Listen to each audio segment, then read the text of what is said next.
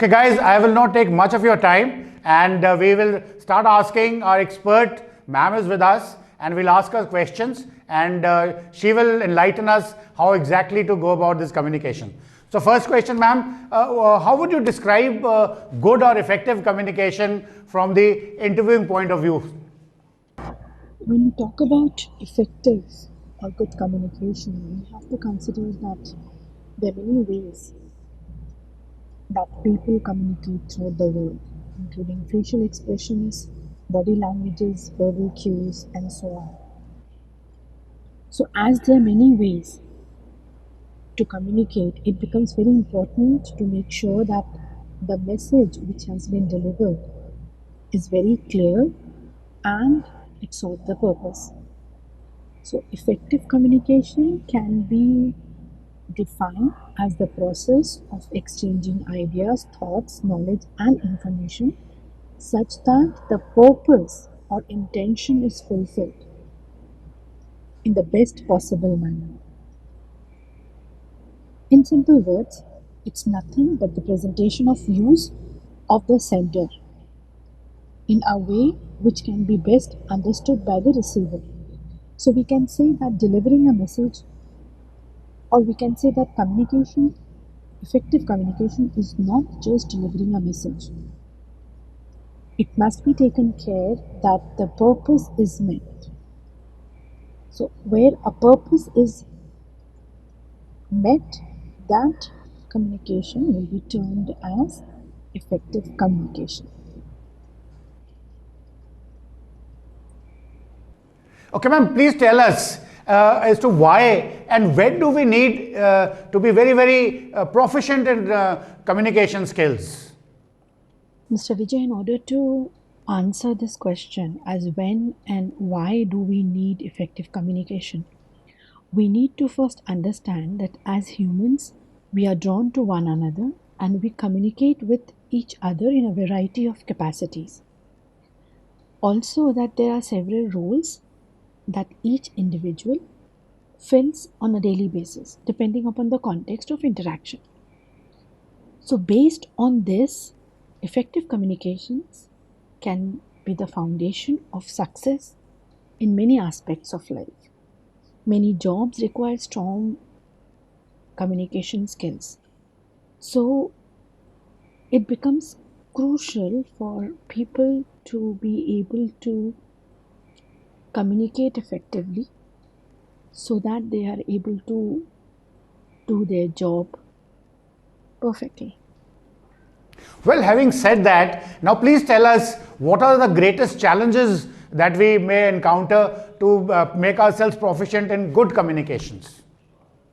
Any disturbance or distraction in the way a message is presented may lead to miscommunication.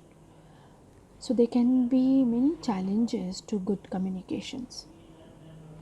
For example, challenges involving words, where language ambiguity or disorganized message or a message with information overloaded can be dangerous for communication.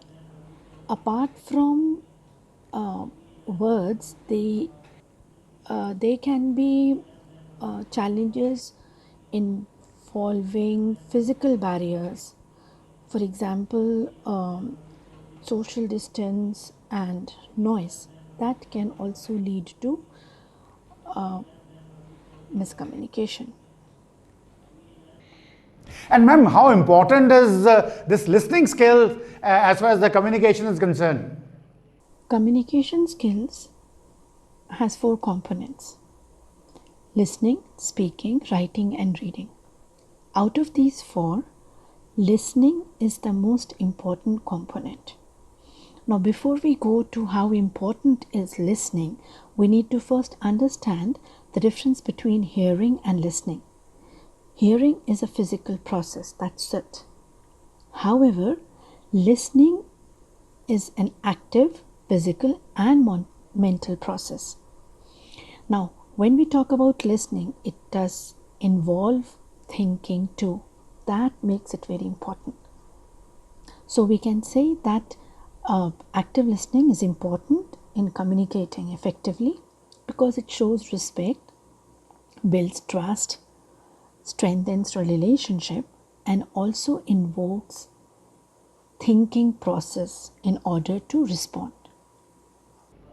Ma'am, please tell us, are there any ways in which we can measure or assess our effective communications, like how good we are, how well we performed, and how good have we learnt about the language? Let me clear a myth here first. Some people believe that communication is a soft skill and therefore it cannot be measured. However, studies have shown that it is possible to teach and learn effective communication. Therefore, assessing effective communication is possible. In fact, it is essential. Assessment can be done at 3 different phases as baseline, periodic, feedback, and reporting. Baseline can be the entire timeout.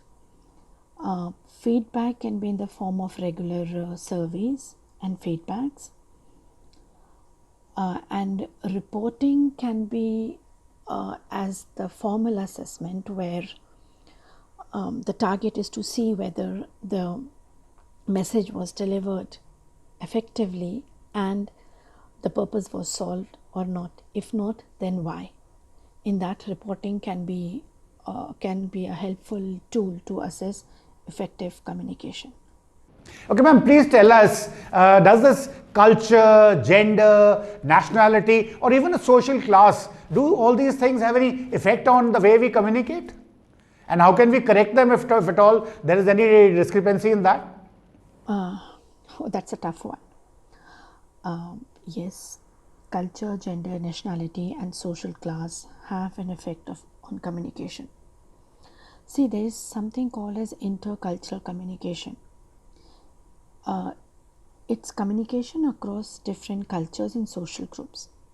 Since each culture has its distinct aspect, intercultural communication can be the cause of conflict or disorder or miscommunication. For example, body language, the gestures can differ from one culture to another culture, which can be effect of miscommunication.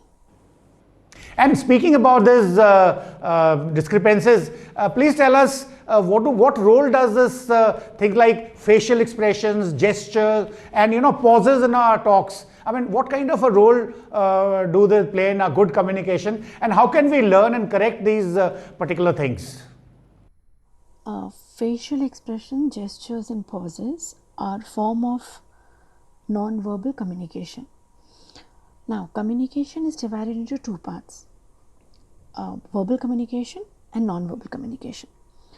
Now, it's a very interesting fact that verbal communication is only 35% of the total communication, whereas 65% of the communication is non-verbal communication.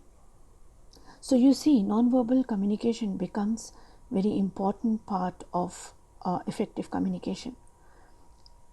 And facial expression, gestures, and pauses, they emphasize the message which has been delivered. Like pauses not only boost attention, but it also helps comprehending and retention of the time and the message.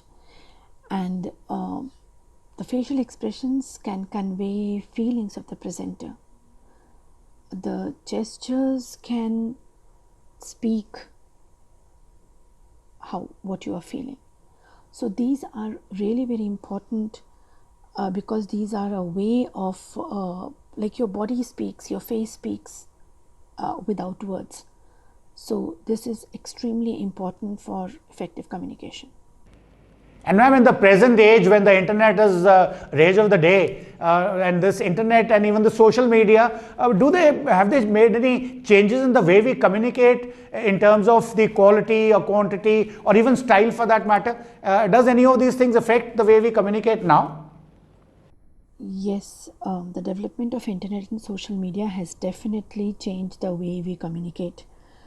It has drastically changed. So people are now, this is a digital world. People are using internet and social media. They are connected to each other far distances, and also there are specific jargons which are used in communication.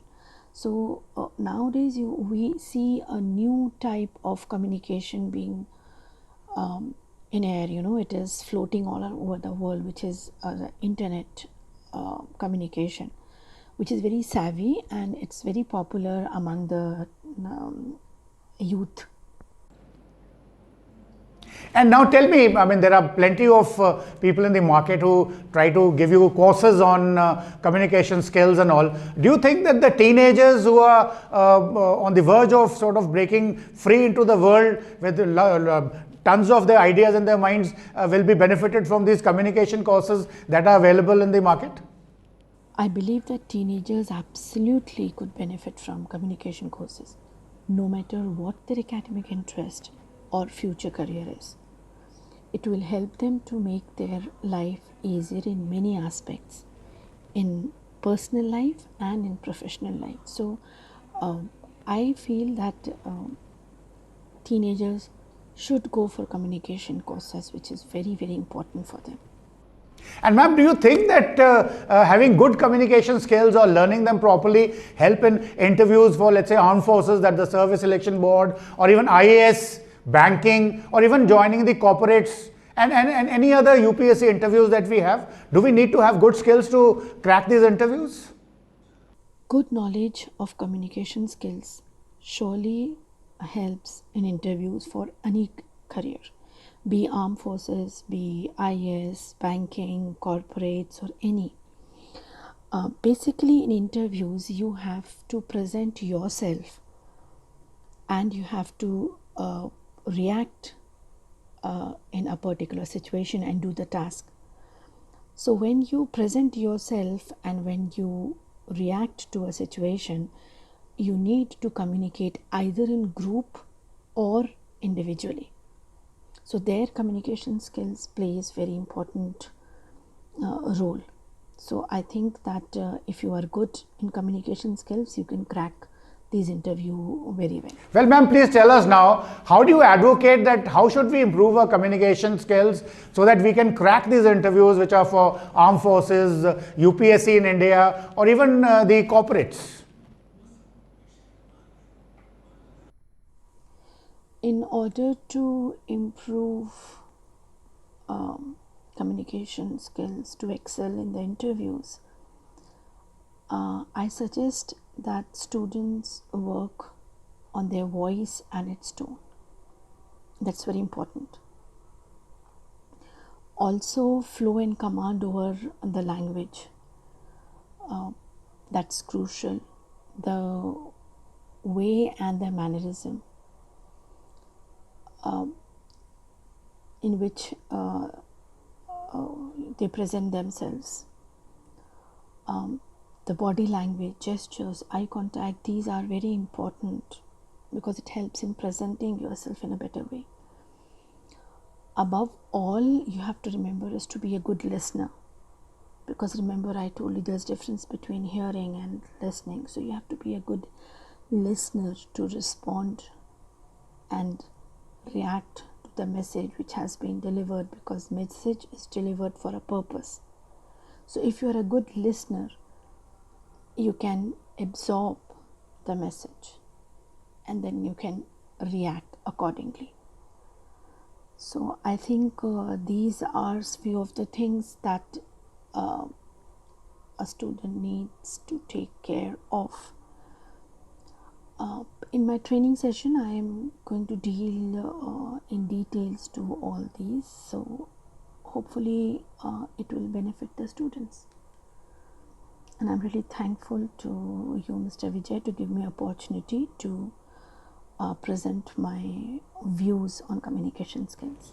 Okay, ma'am, thank you very much for your time, and I'm sure our viewers must have been benefited, and thank you very much for coming to us and speaking to our youth who are with us in our group. and on their behalf I thank you, and we hope to see you more often again. And okay guys, ma'am has told you a lot of things, and out of these it is not only listening to her and noting down, it is also practicing whatever techniques she has taught you. And for the practice, I will make a plan. The Zoom meetings that we conduct every day for this particular aspect, we will try to modify their contents, and we will make you practice all that. So maybe in next 1 month or 2 months time, your speaking skills improve, and then you start speaking like an expert English speaker. I hope that happens very soon. And whenever you go for any interviews for armed forces, that is the service selection board, or even for the corporates, or for any UPSC interviews, you're definitely benefited. And not only interviews, even your day-to-day life, when you're communicating with somebody in the market, in the malls, in the trains, or anywhere, you put up a better impression by speaking good English. And later on, maybe when you're communicating with the foreigners for your business interests, for your research interests, for your studies interests, you always fare better. And maybe if you want to appear in IELTS or TOEFL or such exams for going abroad, you get benefited. So I hope that happens very soon, and we'll make sure that you are better persons, you speak better. And for now, thank you very much, and Jai Hind, Jai Bharat.